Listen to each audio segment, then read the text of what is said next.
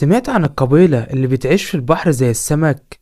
عمرك تخيلت إنه ممكن حد يغطس وقت طويل في المحيط بسهولة ويقضي أكتر من 60% من وقته في المية من غير أي تعب؟